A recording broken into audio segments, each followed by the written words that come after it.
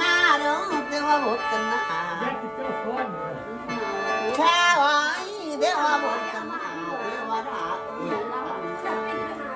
โอ้ยดวงเด็กน้อยเหล่านี้ต้องมาพบน้องซอย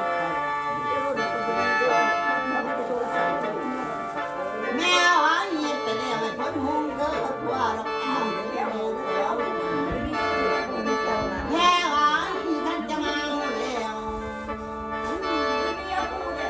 ให้จะมาดึงโซ่อ้าวนายอ้าวยัง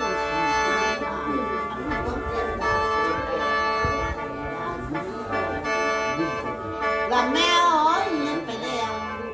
เจ้าอย่าไปน้ำพี่เจ้าอย่ามีน้ำเพิ่มโอ้ยทำไม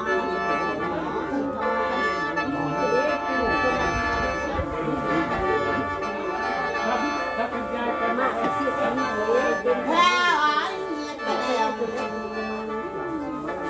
พาเหลือขั้นใส่นึ่งมาท่านนี้บนเก่งไอ้เอ้ยโอ้ยจะทำมาเลี้ยงดูแม่เคยท่านเบิกตกเจ้าอย่าลุกไปหน้าเด้อแม่เด้อ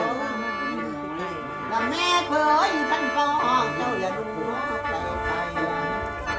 แล้วแม่เอ้ยมาเด้อมาโอ้ยสาธุสาธุท่านสาธุเป็นสาธุโอ้ยที่ทำมือต้องเอา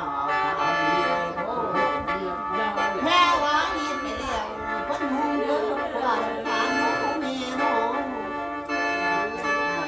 แม่เคยคนบ้านทุกคนดอกไม้ใส่น้ำโอ้ยเต่านี่ตะบงพ่อ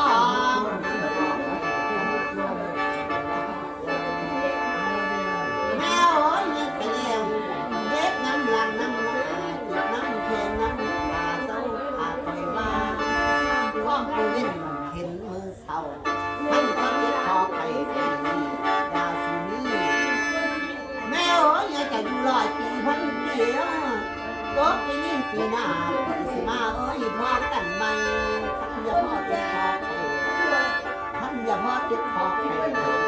ดาสีนี้แม่โอ้ยไปเลี้ยงให้จับตั้งมาเลี้ยงน้อยในอัน